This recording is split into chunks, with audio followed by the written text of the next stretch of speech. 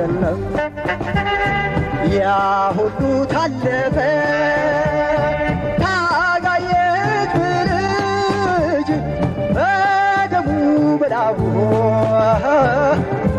ማታሪክ ጻፈ ታሪክ ራሱ ደግሞ ይመስለኛል ህዳር 11 ላይ በአጋጣሚው ታስቦ ይሁን ሳይታሰብ አይታወቅም ጠንካራ ደመቀ መኮንን፣ ዮሐንስ ቧያሌው፣ ገዱ አንዳርጋቸው የተሰኙ ፖለቲከኞች ከ6 ዓመታት በፊት በዚህ ሰሞን በፖስታ አሽገው ስካይላይት ሆቴልም ወስደው ለአብይ አህመድና ኦህዴድ ሳያስረክቡት አስቀድሞ ከዛሬ 45 ዓመታት በፊት በዚህ ሰሞን አንድ በደምና አጥንት የተመሰረተ አንድ ብአዴን የሚባል ድርጅት ነበር።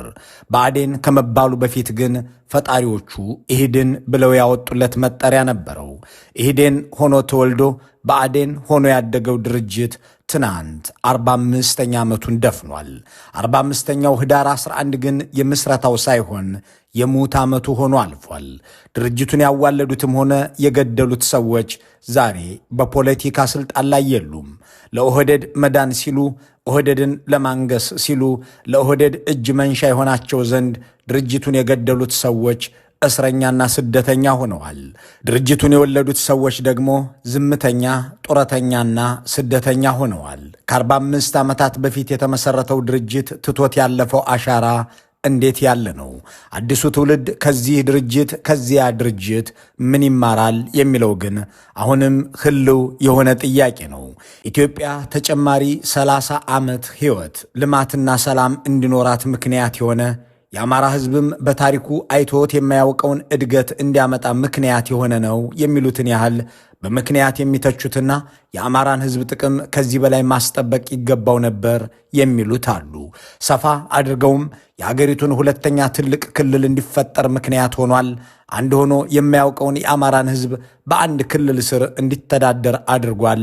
ዛሬ ብአዴን በፈጠረው ክልል ውስጥ እንኳን አንድ ሆኖ ለመቆም የተቸገረ ኃይል ከመፈጠሩ በፊት የአማራን ሕዝብ በአንድ መዋቅር እንዲሰባሰብ ከአገሪቱ በጀትም ሁለተኛው ተደጓሚ እንዲሆን የአማራ አርሶ አደር የአፍ መፍቻ ቋንቋ የሆነው አማርኛም የአገሪቱ የሥራ ቋንቋ እንዲሆን ታግሏል እያሉ የሚከራከሩ የመኖራቸውን ያህል ቁጥራቸው ቀላል ያልሆነ ሰዎች ደግሞ ምርር ብለው ሲጠሉት በበጎም እንዳይነሳ ሲጥሩ ይስተዋላሉ። በዚህ ዝግጅት ምክንያታዊውን ነጥብ እናነሳለን። የዘንድሮ ወጣቶች ከእነዚያ ዘመን ብጤዎቻቸው ምን ይማራሉ? ለአንድ የፖለቲካ ትግል ድርጅት ያለውን ሚና፣ ፖለቲካዊ አደረጃጀትን መፍጠርም ቀላል ሥራ ለመሆኑን ወይስ ሌላ የሚለውን በጥቂቱ ለመዳሰስ እንሞክራለን። ኢህዴን ብአዴን ከ45 ዓመታት በፊት በትናንትናው ዕለት በ1973 ህዳር 11 ተወልዶ ከ6 ዓመታት በፊት ህዳር 11 2012 ሞቷል። ድርጅቱ ከሞቱም ከውልደቱም ሆነ ከሕይወቱ የሚያስተምረው ነገር ምንድን ነው የሚለውን ጥያቄ ለማብራራት ከዚህ በፊት ወደ እናንተ ያደረስነውን ጥንቅር መነሻ እናደርጋለን።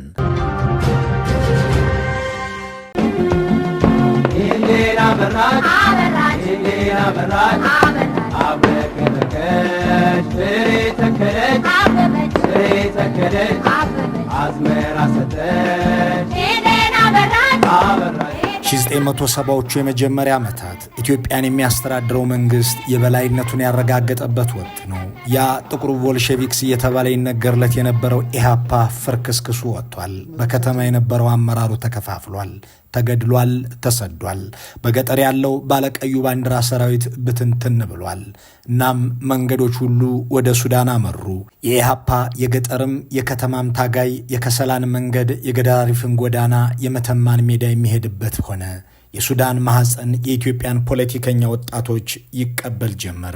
ትግሉ ነው ሕይወቴ ብለው አያሌ ወጣቶች ሕይወታቸውን ለመስጠት የቆረጡ፣ ልጓዝ በድል ጎዳና እያሉ ጓዶቻቸውን እየገበሩ የቀጠሉ፣ አምነውት የተከተሉት ሁሉ ድርጅታቸው የፈጸመው ስህተት ለመበታተን ዳረጋቸው። ትግሉም ብቻ ሳይሆን አገር ጥለውም ተሰደዱ። በ1972 ሰኔ ወር ላይ ቀደም ብለው ድርጅቱ እንዲታረም ሲጠይቁ የነበሩ 112 ወጣቶች ግን በለሳ ላይ ቀሩ። በዘመኑ አጠራር ጎንደር ክፍለ ሀገር ሊቡ በተባለ ወረዳ ውስጥ በምትገኘው በለሳ 112 ወጣቶች ትግሉን መቀጠል አለብን ብለው ተሰባሰቡ። የእነዚህ 112 ወጣቶች መሰባሰብ ግን በጠላቶች ተሰማ። ደርግ ራሱ ይሄ በለሳ ውስጥ ያለ ኃይል ታገላለሁ የሚለው ኃይል ትንሽ ኃይል አለ፣ ይሄ ኃይል ካሁኑ ካላጠቃ ነው ኋላ አደጋ ነው ብሎ ደርግም ይሄን ኃይል ለመደምሰስ ዘመቻ መዘጋጀት ጀመረ። ኢህአፓም ደግሞ ኢህአፓ የተወሰነው አመራር ጸለምት የሚባል አካባቢ ነበረ። በለሳው በታኞች አሉ። እነዚህን አሁንም ተድራይት እንቀጥላለን የሚሉ የሚወትኑት ይሄን ሐሳብ አንስተው ነው እየተበተነ ያለው። እነሱን ሄደን እናጥቃ የሚል እሱም እኛን ሊያጠቃ ዝግጅት ጀመረ። በለሳ ላይ የተሰባሰቡት 112 ወጣቶች ከደርግም ሆነ ከራሳቸው የኢህአፓ ጓዶች ለማምለጥ የሚያስችላቸውን አማራጭ ማሰላሰል ጀመሩ። መንግስት በከተማ ኢህአፓንም ሆነ መኢሶንን አጥፍቶ በምስራቅ የሶማሊያን ወረራ አሸንፎ በሰሜን ድል ደግማለሁ ብሎ የሚዝትበት የበላይነት የሚያዘበት ዘመን ነው። እናም ይህንን መንግስት አግሎ ማስወገድ ማለት ተራራን በገመድ ጎትቶ መጣል ነው የሚል ተስፋ አስቆራጭ ዜና አገሩን ሞልቶታል። 112ቱ ሰዎች ግን እንችላለን ብለው ቆረጡ። ደርግንም ሆነ የኛዎቹን ኢህአፓዎች የምናመልጣቸው አንድም ወደ ዋግ ኽምራ በመሄድ ወይም ወደ ሱዳን በመሸሽ አለያም ህወሓት ወደሚቆጣጠራቸው የትግራይ አካባቢዎች በመግባት ነው ተባለ። የሱዳኑም ሆነ የዋግ ኽምራው ጉዞ ለደህንነት ካላቸው ስጋትና ከወታደራዊ ጠቀሜታቸው አንጻር አያዋጡም ተብሎ ውድቅ ተደረጉ። እናም ትግራይ መሄድ የሚለው ተወሰነ። እንዳም ሆኖ ድርጅታቸው ኢህአፓ ከህወሓትም ጋር ደም ተቃብቷል። እነሱ ደግሞ የኢህአፓ አባላት ነበሩ። ህወሓት የትግል ድርጅት ነው የሚል አጠቃላይ ግንዛቤ የነበረን ቢሆንም ከዚህ አልፎ ዝርዝር የምናውቀው ባህሪያት የሉትም። ስለዚህ ከሞላ ጎደል እምነት ነው ይዘን ሄድ ነው። የታጋይ ድርጅት ነው ሲሆን እንድንታገል ይተባበረናል፣ ካልሆነ ወደ ሱዳን እንድናልፍ መንገድ ይከፍትልናል፣ ምንም ቢሆን ለደርግ አሳልፎ አይሰጠንም የሚል አቋም ይዘን ነው ወደ ትግራይ መሄድ አለብን የሚል ውሳኔ ላይ የደረስነው። ኢህአፓና ህወሓት ተዋግተዋል። ቀደም ብሎ ውጊያ ዝም ብሎ ተዋጉ አይደለም። መሰረታዊ የሆነ የፖለቲካ አመለካከት ልዩነት ነው ወደዚህ ጦርነት ያመራው። እዛ ውጊያም ላይ ነበርን ሰዎች አለን። በኢህአፓ ወገን ሆነን የተዋጋናለን፣ በህወሓት በኩል የሆነ የተዋጋለ ሰው በጠላትነት ነው የምንተያየው። በ1967 አብዮት ዋዜማና ማግስት የተመሰረቱ አብዛኞቹ የፖለቲካ ድርጅቶች ሁሉ እየፈራረሱ ስደትንና በደርግ ዙሪያ መሰባሰብን መርጠዋል። ወይም ተዳክመው አንዳች ተፈጥሯዊ ዑደት የሚያመጣውን ለውጥ እየጠበቁ ናቸው። ከኢህአፓ እስከ መኢሶን፣ ከጀብሃ እስከ ኢዲዩ አክትመዋል። በኤርትራ ሻዕቢያ፣ በትግራይ ህወሓት ብቻ ግን ቀርተዋል። በዚህ ተስፋ አስቆራጭ ፖለቲካ ድባብ ውስጥ ነው እንግዲህ 112ቱ ሰዎች ድርጅትን መሰርታለን ብለው ወደ ትግራይ መጓዝ የጀመሩት። ታጋይ ተፈራው አልባ የሚመራው የስንቅና ትጥቅ ቡድን ወደ 122 ነን፣ 122 ተሻገር ነው። 7 ዳቦ ቆሎ እየተቆጠረ እየተሰጠን ለ3 ቀናት ያክል እና ትንሽ ጭልፋ ማር እየተሰጠ እሱን እየላስ አንድ ድርጅት ለማዋለድ የሚደረገው ጉዞ ቀጥሏል። 7 ዳቦ ቆሎ ብቻ እየተበላ 3 ቀናትን ከፈጀ ጉዞ በኋላ ትግራይ ተገባ። አበርገሌ፣ ተንቤን፣ አድዋ፣ ጻይ እያለ የተጓዘው የ112 ወጣቶች ቡድን ጉዞውን በማስመልከት አስቀድሞ ወደ ህወሓት መልእክት ልኳል። ድርጅቱም አባይ ፀሐዬ፣ መለስ ዜናዊና ክንፈ ገብረ መድህን የተባሉ አመራሮችን መድቦ አነጋገራቸው። ከበለሳ ተጉዘው የኛ ነጻ ግዛት ውስጥ ገብተዋል ተብሎ ሲወራ በበኩል የተሰማኝ ስሜት ለሰዎቹ ትልቅ አክብሮትና አድናቆት ነው። በወቅቱ ደርግ የበላይነት ያገኘበት፣ ጸረ ደርግ ኃይሎች የተፈረካከሱ የሚወድቁበት፣ እናም በሂደት በኢትዮጵያ ውስጥ ጠንከር ያለ ድርጅታዊ አቅም ይዞ የቀረው ህወሓት ብቻ የሆነበት ወቅት ነው የነበረው እና አንድ አጋር አዲስ አጋር በሚፈጠርበት ወቅት ትልቅ ደስታ ነው፣ ሞራል ነው የሚሰጠው። በእርግጥም ያ ዘመን ደርግ ጠላቶቹን ሁሉ እያዳከምና እያሸነፈ የመጣበት ወቅት ነበር። ህወሓትም በትግራይ ውስጥ ያሉ ድርጅቶችን ሁሉ ተዋግቶ አስወጥቷል። ኢዲዩ፣ ጠራናፊት፣ የትግራይ ነጻ አውጪ ግንባር፣ ኢሕአሰና ሌሎችም በህወሓት ተባረው ወጥተዋል። እናም ያላጋር የቀረበት ወዳጅ ፍለጋ የሚባዝንበት በኢትዮጵያ ውስጥ አንድ የፖለቲካ አምሳያ ያለው ድርጅት የሚፈልግበት ወቅት ነበር። በህወሓት በኩል የነበረው ምላሽ ይልቅ ከጠበቅነው በላይ አዎንታዊ ምላሽ ሆነ። ኑ አሉ፣ ተቀበሉ። ከኢህአፓ ጋር ተዋግተዋል፣ ከኢዲዩ ጋር ተዋግተዋል፣ ከደርግ ጋር ተዋግተዋል። ያኔ ከኢኤልኤፍ ጋርም ጥሩ ግንኙነት የላቸውም እና ጓደኛ የተጠሙበት ጊዜ ነው። በኢትዮጵያ ጭቆናን ለማስወገድ በሚካሄደው ትግል አጋር የሚፈልጉበት ጊዜ ነው። ስለዚህ አጋር ልንሆነው የመጣነውን ኃይሎች በትልቅ ደስታ እኔ ተቀበሉን። በሄድንበት ሁሉ ትልቅ አያያዝ ነበር ያለው። አጋር ይፈልግ የነበረው ህወሓት ከበለሳ ከመጡት ሰዎች ጋር ውይይት አደረገ። የፖለቲካ ፕሮግራሙን አስተዋወቃቸው። የኤርትራን ችግር እንዴት መፈታት አለበት የሚለውን በተመለከተ የማራምደው አቋም ይሄ ነው ብሎ ተናገረ። ከሻዕቢያ ጋር ስላለው ግንኙነት፣ በአገሪቱ ቅራኔዎች አፈታትና መሰል አጀንዳዎች ላይ ውይይት ተደረገ። በመሰረታዊ ጉዳዮች ላይ መግባባት ተደርሶ ሌሎች ልዩነቶች ግን በጥናትና በሂደት በሚደረጉ ውይይቶች እንዲጠቡ ከስምምነት ተያዘ። ሆኖም ከ112ቱ ሰዎች 74ቱ በሶስት ዙር ትግሉን ትተው ወደ ውጭ አገር አለያም ወደ ሌላ ቦታ ሄደዋል። 38 ሰዎች ብቻ ጸንተው ቀሩ። ከሰኔ 1972 ዓ.ም ጀምሮ እስከ ህዳር 1973 ድረስ በነበረው ቆይታ 74ቱ ሰዎች ትተው ቢሄዱም 38ቱ ግን ከህዳር 7 1973 ጀምሮ ለ4 ቀናት ተከራርዋ በተባለ ቦታ የመመስረቻ ስብሰባ አድርገው ድርጅቱን መሰረቱት።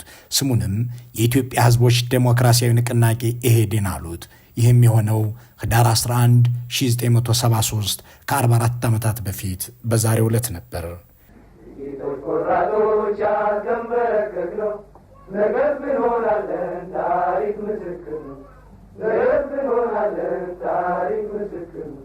ከኢህዴን ምስረት ዓመታት በኋላ ወደ አርማጭሆ፣ ዋግ ኽምራ፣ ሰሜን ጎንደርና ሰሜን ወሎ አካባቢዎች መንቀሳቀስ ጀመረ።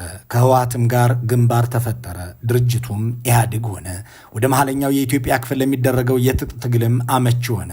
በመሃል ግን ህብረ ብሔራዊ የነበረው ኢህዴን የአማራ ተወላጆችን ብቻ ያቀፈ የሆነ መጣ። የኦሮሞ ተወላጅ የድርጅቱ አባላት ከንቅናቄው ወጥተው ራሳቸውን ችለው ኦህዴድ ሆኑ።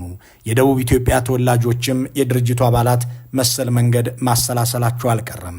በ1983 ዓ.ም መንግስት ተቀይሮ ሁሉም ወደ የአቅጣጫው ሲሄድ የአማራ ተወላጅ የኢህዴን አባላት ድርጅታችን የህብረ ብሔራዊ ሰዎች ስብስብ መሆኑ ቀርቷል፣ ስማችን መለወጥ ይገባናል አሉና በሶስተኛው ድርጅታዊ ጉባኤያቸው በ1986 ዓ.ም ብሔረ አማራ ዴሞክራሲያዊ ንቅናቄ ብአዴን ነን ብለው ብቅ አሉ። ኢህዴን መሆኑ የታገለው ብአዴን መሆኑ ያስተዳደረው በዚያው በአማራ ክልል ውስጥ ነው። እናም ይህ ድርጅት ከመሞቱ በፊት በአማራ ህዝብና ልሂቃን ዘንድ እንዴት ይታያል ከሚለው በተጨማሪ ድርጅቱን ለአዳዲሶቹ አለቆቻቸው መገበሪያ ይሆን ዘንድ መስዋዕት ያደረጉት ሰዎች የት ገቡ የሚለውን ማንሳት ያስፈልጋል። በእርግጥ ብአዴን ለአማራ ህዝብ ምኑ ነው ከሚለው በተጨማሪ ለኢትዮጵያስ ምን ነበር የሚለውን መጠየቅ ልክ ነው። ብአዴን ለአማራ ህዝብ ምንድነው የሚለውን ከመመልከታችን በፊት ለኢትዮጵያ ምንድን ነበር የሚለውን ባጭሩ እንመልከተው። ስለ ጉዳዩ የጠየቅናቸው አንድ ፖለቲከኛ ብአዴን ለኢትዮጵያ ተጨማሪ 27 ዓመታትን ዕድሜ ቀጥሎላታል ይላሉ። ምክንያታቸውን ሲያስረዱ ደግሞ በ1970ዎቹ መጨረሻና 80ዎቹ መጀመሪያ ላይ ህወሓት በትግራይ ውስጥ፣ ሻዕቢያ ደግሞ በኤርትራ የደርግን ሰራዊት በወሳኝነት አሸንፈውታል። በመሃል አገር ህዝብና በመንግስት መካከል ደግሞ ቁጣና ተቃውሞ እየተሰማ ነው።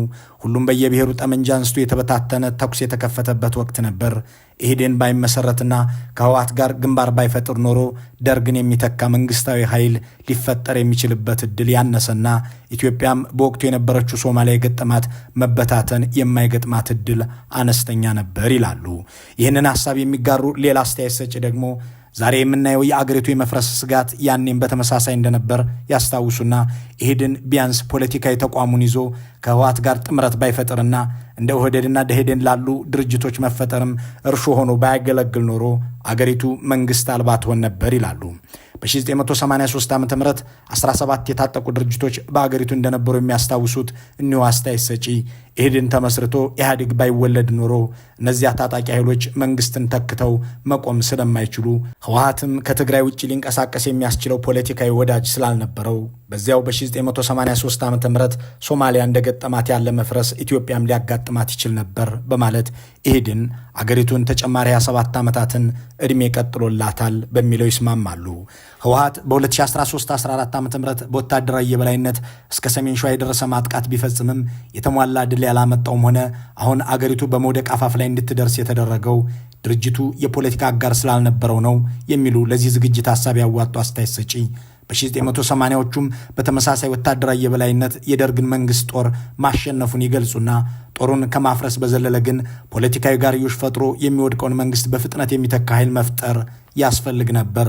ለዚህ ደግሞ ኢህዴን በኢትዮጵያ ውስጥ መንግስትን ለመተካትም ሆነ አገር እንዳይፈርስ ለመታደግ የራሱን ሚና ተወጥቷል ይላሉ። የሰሜኑ ኮከብ የሰሜኑ ቋያ ታሪክታችን ወደ መሃል ገባ አያጉበታችን ትግሉን አስተጋባ። በ1986 ከኢህዴን ወደ ብአዴን የተለወጠው ድርጅት በእርግጥ ከአማራ ህዝብ ጥቅም አንጻር እንዴት ይገመገማል የሚለው ጥያቄ ቀጥሎ የሚነሳ ነው። መሰረታዊ የአማራ ህዝብ ጥያቄ ልማት፣ ሰላምና ዲሞክራሲ ናቸው የሚለውን በመያዝ በእነዚህ መነጽሮች ለመገምገም ብአዴን ስልጣን ሲይዝ የአማራ ክልል ምን መልክ ነበረው የሚለውን ማስታወስ ያስፈልጋል። ልማት ሲባል በሰውም ሆነ በመሰረተ ልማት ላይ የሚደረገውን ኢንቨስትመንት የተመለከተ ይሆናል። በ1980ዎቹ አጋማሽ በአማራ ክልል ውስጥ ምን ያህል የተማረ ሰው ነበር? ምን ያህልስ የትምህርት ተቋማት ነበሩ? ስንት ሆስፒታሎችና ስንት ባለሙያዎች ሲኖሩ ነበር? የአርሶ አደሩ አስተራረስና ምርት ምን ይመስል ነበር? የሚሉትን ጥያቄዎች ማንሳት ተገቢ ይሆናል። ይህ በምስሉ ላይ የሚታየው ሰነድ ከአማራ ክልል ርዕሰ መስተዳድር ቢሮ የተገኘ ነው። ሰነዱ እንደሚለው በ1985 ዓ.ም በአማራ ክልል የነበሩት የአንደኛ ደረጃ ትምህርት ቤቶች ብዛት 2386 ሲሆን 400 ሺህ ተማሪዎችን ያስተምሩ ነበር። ከ20 ዓመታት በኋላ ግን በ2005 ዓ.ም የተማሪዎቹ ቁጥር 4 ሚሊዮን፣ የትምህርት ቤቶቹ ብዛት 7493 ደርሷል ይላል። በ1985 ክልሉ የነበሩት የመጀመሪያ ደረጃ ትምህርት ቤት መምህራን ብዛት 19338 ሲሆን በ2005 ግን ከ95000 በላይ መድረሱንም ያስረዳል። ይኸው የአማራ ክልል ርዕሰ መስተዳድር ቢሮ ያዘጋጀው መጽሐፍ በ1985 ዓ.ም ለ9ኛና 10ኛ ክፍል ትምህርት ማስተማሪያ የሚሆኑ 70 ትምህርት ቤቶች ብቻ እንደነበሩና 77500 ገደማ ተማሪዎች፣ 2277 መምህራን እንደነበሩባቸው ይገልጻል። በ2005 ዓ.ም ግን ትምህርት ቤቶቹ 370፣ ተማሪዎቹ ደግሞ 388000፣ መምህራኑም 13000 ደርሰዋል ይላል።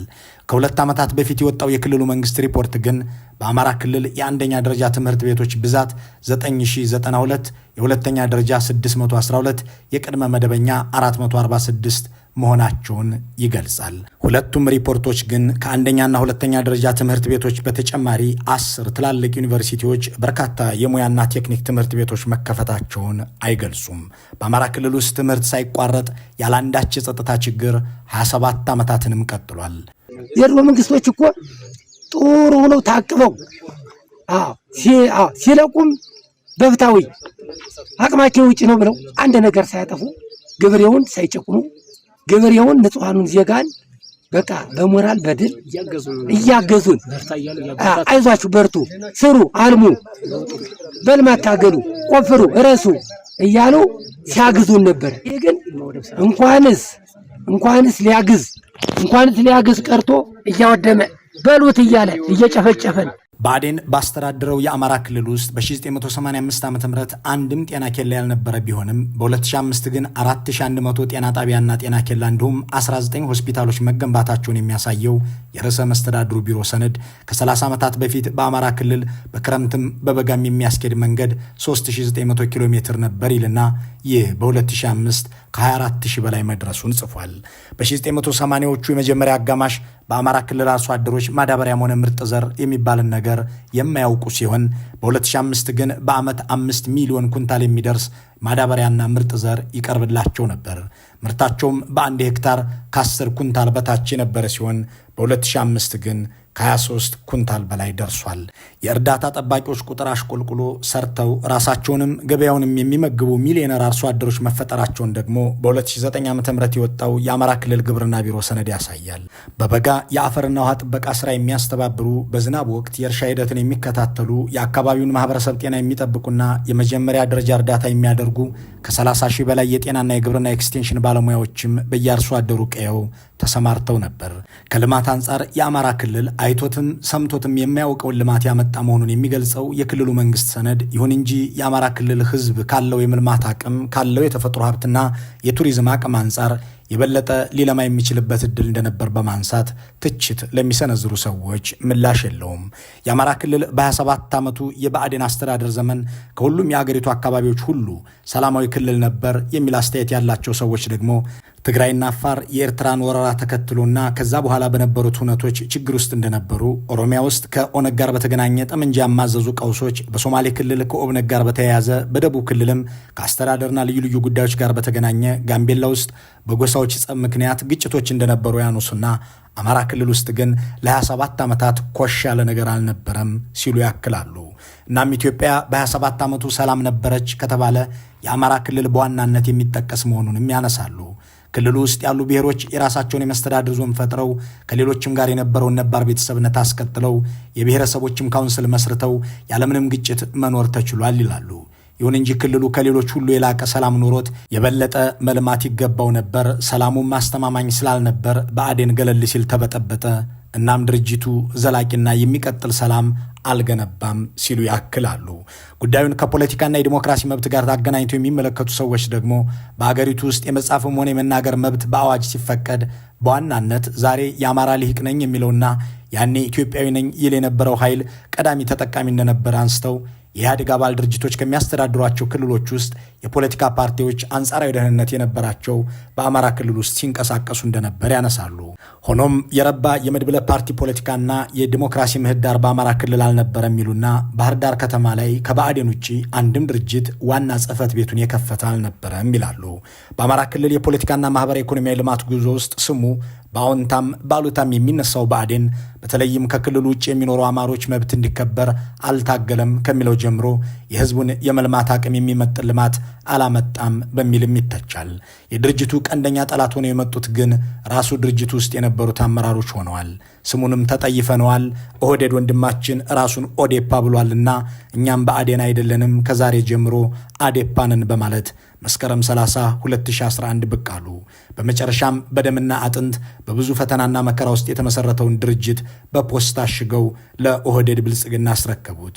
ትግራይ ተከራርዋ ህዳር 11973 የተወለደው ድርጅት ከ39 ዓመታት በኋላ ህዳር 11 2012 ዓ.ም አዲስ አበባ ላይ ሞተ። እነሆ ዛሬ ከ39 ዓመት በኋላ ኢህዴን ዳግም ወደ ህብረ ብሔራዊ ማንነት ግቡ ተሸጋግሯል። 39ኛዋ ህዳርም ሌላ ታሪክ ተመዝግቦባታል አሉ የአዴፓ ምክትል ሊቀመንበር አቶ ዮሐንስ ቧያለው። የድርጅታችን እንቅስቃሴ መጀመሪያ ህብረ ብሔራዊ፣ ቀጥሎ ብሔራዊ፣ አሁን ብሔራዊ ነው።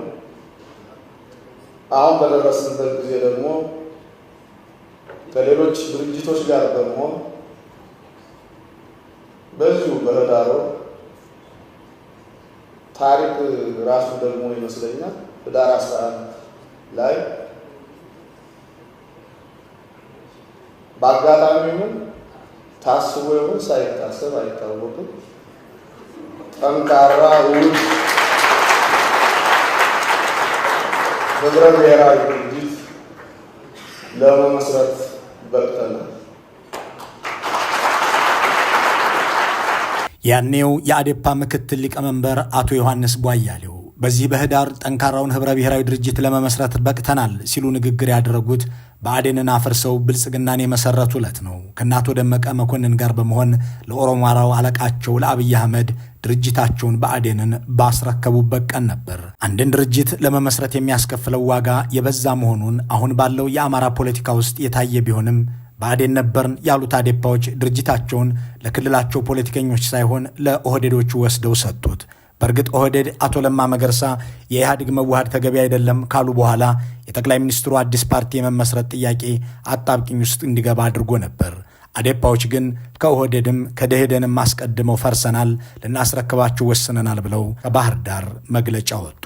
በወቅቱ ኢህአዴግ አባል ድርጅቶቹ እኩል 45 ሰዎች የሚወከሉበት ምክር ቤትና 9 ሰዎች የሚመደቡበት ስራ አስፈጻሚ ቢኖረውም በጠቅላይ ሚኒስትር አብይ የሚመሰረተው ብልጽግና ግን በድርጅታችን ውስጥ የሚኖረው ውክልና በየመጣንበት የህዝብ ቁጥር ልክ መሆን አለበት። በመሆኑም ኦህዴዶች ቀዳሚ ሆነን አዴፓዎች ሁለተኛ ድምፅ ይኖራችኋል አለ። የአዴፓዎቹ እነደመቀና ዮሐንስ ገዱና ብናልፍም ከህወሓት እኩል ከመሆን ከኦህዴድ ማነስ ይሻለናል ብለው ብልጽግና ውስጥ ለዘላለማዊ ሁለተኛነት ተስማምተው ገቡ። በኢህአዴግ ቤት ውስጥ የነበራቸውን እኩል ድምፅ አጥተው ሁለተኛ የሚሆኑበትን መንገድ የተቀበሉትና ብአዴንን የቀበሩት ሰዎች ዛሬ ግማሾቹ በእስር ቤት፣ ከፊሎቹ በስደት፣ ቀሪዎቹ ደግሞ በዚያው በአዲስ አበባ እንደ ቁም እስረኛ ይኖራሉ። ድርጅት ማፍረስ እጅጉን ቀላል፣ የሚያስከትለውን መዘዝ ብዙ መሆኑን የሚያውቁ ሰዎች ቢከራከሩም ያልተደመሩ ብአዴን ናፋቂዎች ተብለው ተተቹ።